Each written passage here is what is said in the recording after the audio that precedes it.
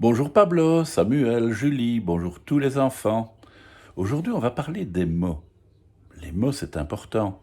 Les mots, ils servent à communiquer, mais ils servent aussi à mettre un peu de beauté dans la vie, des chansons, de la poésie. Tous les jours, vous apprenez de nouveaux mots et vous devenez de plus en plus malin. Il faut connaître beaucoup de mots. C'est très intéressant. L'histoire d'aujourd'hui s'appelle La petite rapporteuse de mots. Depuis quelque temps, ma grand-mère cherche ses mots. Elle les perd encore plus souvent que ses clés. On dirait qu'ils s'envolent juste pour lui jouer des tours. Je me demande où ils vont comme ça.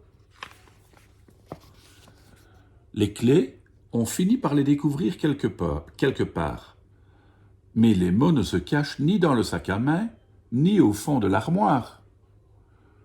Comme on ne les retrouve pas vraiment, il faut prêter les nôtres à grand-maman.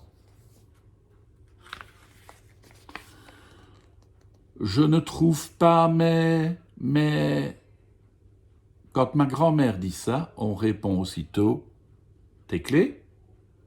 On ne se trompe presque jamais, surtout si elle fouille dans son sac. Mais ce n'est pas toujours aussi facile. Au marché, grand-maman dit « Je dois acheter du... » Elle tourne sa main dans les airs, comme si elle essuyait une assiette invisible. « Tu veux du savon à vaisselle ?» demande maman. Mamie continue à tourner la main. « Tu veux de la crème fouettée ?»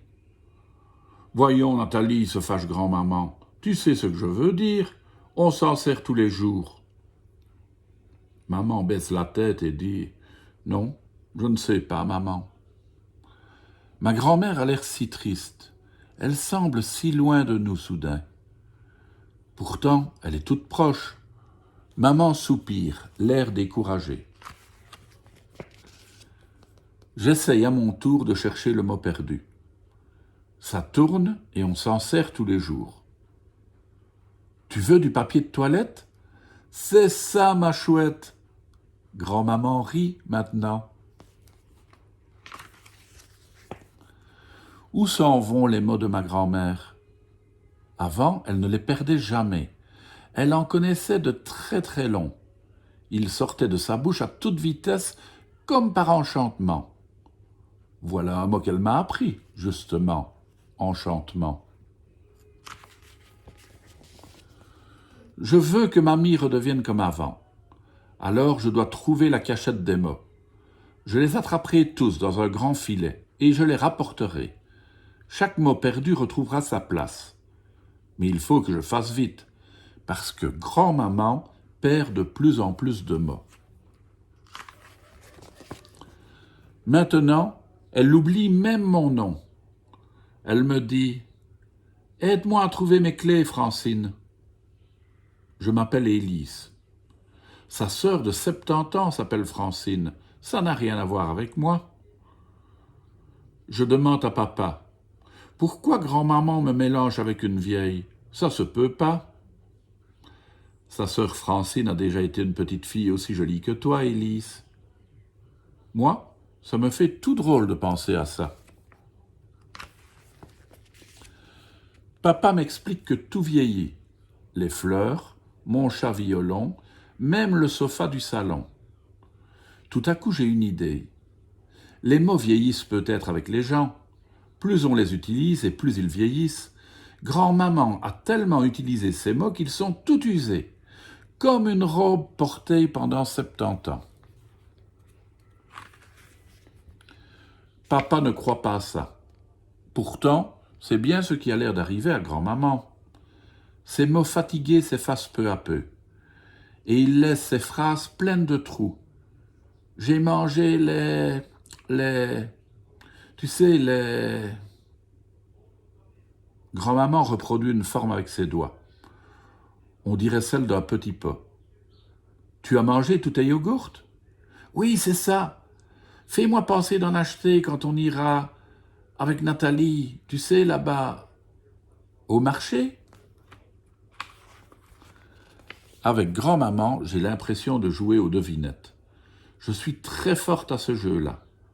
Papa m'appelle même la petite rapporteuse de mots perdus. Pourquoi est-ce si facile pour moi?